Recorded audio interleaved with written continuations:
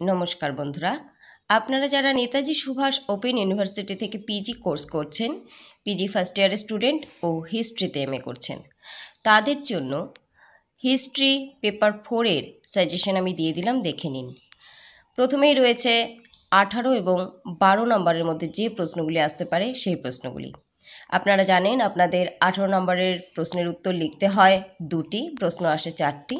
12 নম্বরের প্রশ্নের উত্তর লিখতে হয় 3টি, প্রশ্ন আসে 6টি, এবং 7 নম্বরের প্রশ্নের উত্তর লিখতে হয় 4টি, প্রশ্ন আসে 8টি।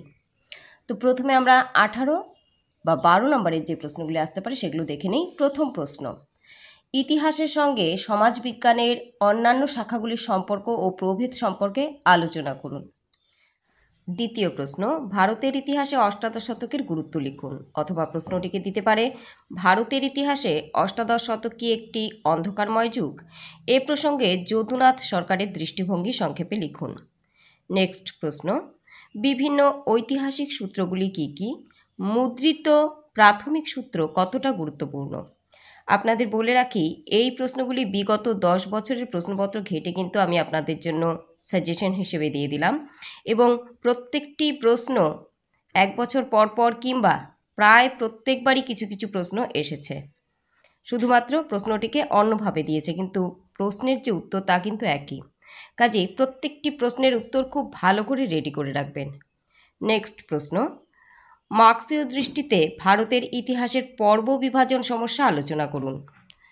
কার্ল মার্ক্স কীভাবে ইতিহাসের ব্যাখ্যা দিয়েছেন? নেক্সট, প্রাচীন ভারতের স্বর্ণযুগ প্রসঙ্গে ঐতিহাসিক বিতর্ক ব্যাখ্যা করুন।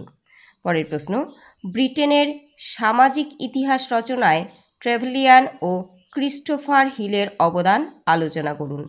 এই প্রশ্নটি ভীষণ গুরুত্বপূর্ণ, কারণ এই প্রশ্নটি প্রায় প্রত্যেকবারই দিয়েছে, কোনো সময় ট্রেভেলিয়ান দিয়েছে, কোনো সময় ক্রিস্টোফার দিয়েছে। দুটি একসাথে করে পড়ে রাখবেন 18 নম্বরের প্রশ্নে। পরের প্রশ্ন, সপ্তদশ শতকে ইংল্যান্ডে বিপ্লবের কারণ প্রসঙ্গে টনি ও ট্রেভারের মতামত আলোচনা করুন। পরের প্রশ্ন, ইতিহাসের প্রেক্ষিতে বিবেকানন্দের নতুন ভারত দর্শন বিশ্লেষণ করুন। নেক্সট, ধ্রুপদী ও চিরায়ত ইতিহাস রচনার বৈশিষ্ট্য লিখুন। ইতিহাস রচনার ক্ষেত্রে হেরোডোটাস ও থুকিডিডিসের দৃষ্টিভঙ্গির পার্থক্য লিখুন। পরের প্রশ্ন, মরিস ডব কীভাবে পুঁজিবাদের ব্যাখ্যা করেন?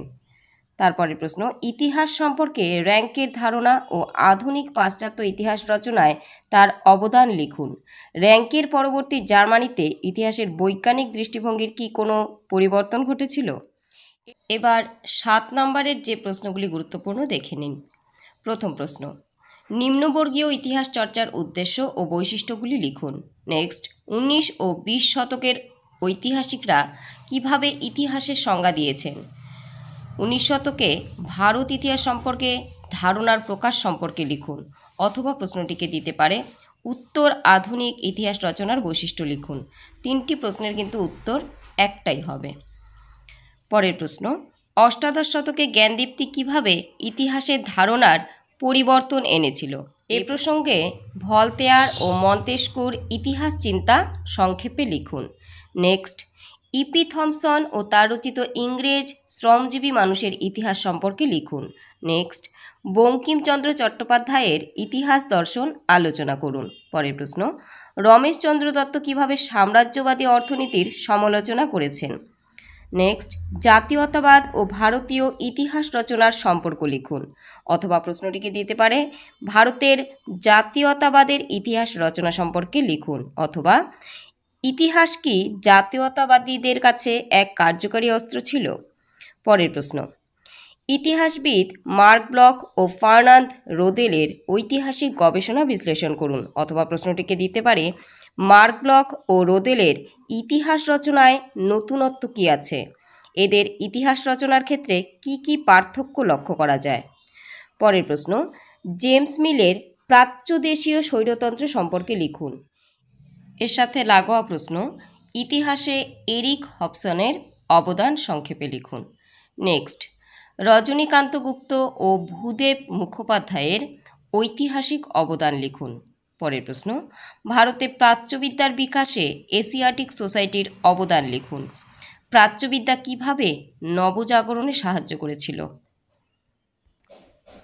নেক্সট, ঊনবিংশ শতকে ফরাসি ইতিহাস রচনার মূল প্রবণতাগুলি কি কি? নেক্সট প্রশ্ন, ইউরোপের মধ্যযুগীয় বা ধর্মীয় ইতিহাস রচনার প্রধান বৈশিষ্ট্যগুলি কি কি? নেক্সট, ইতিহাস রচনার ক্ষেত্রে রাখালদাস বন্দ্যোপাধ্যায় ও কৌশাম্বীর অবদান লিখুন। শেষ প্রশ্ন, বিজ্ঞানসম্মত ইতিহাস রচনা পদ্ধতি সম্পর্কে লিখুন। আপনাদের আর কোন কোন বিষয়ের সাজেশন এবং নোটস প্রয়োজন অবশ্যই আমাকে কমেন্ট করে জানান। আমি চেষ্টা করব যত শীঘ্র সম্ভব আপনাদের সেই সমস্ত বিষয়ের নোটস বা সাজেশনগুলি দিয়ে দেবার। আর যদি মনে হয় ভিডিওটি প্রয়োজনীয় বা উপকারে লেগেছে অবশ্যই লাইক এবং কমেন্ট করে দেবেন বন্ধুরা। আর আপনাদের বলে রাখি, আপনারা যারা চ্যানেলে নতুন যদি প্রয়োজনীয় মনে করেন অবশ্যই চ্যানেলটিকে সাবস্ক্রাইব করে সঙ্গে থাকবেন। আমার দ্বারা আপনাদের যতটুকু সম্ভব আমি সাহায্য করবার চেষ্টা করব। খুব ভালো থাকুন এবং পরীক্ষার প্রস্তুতি খুব ভালো করে নিন। সম্পূর্ণ ভিডিওটি দেখবার জন্য অনেক অনেক ধন্যবাদ।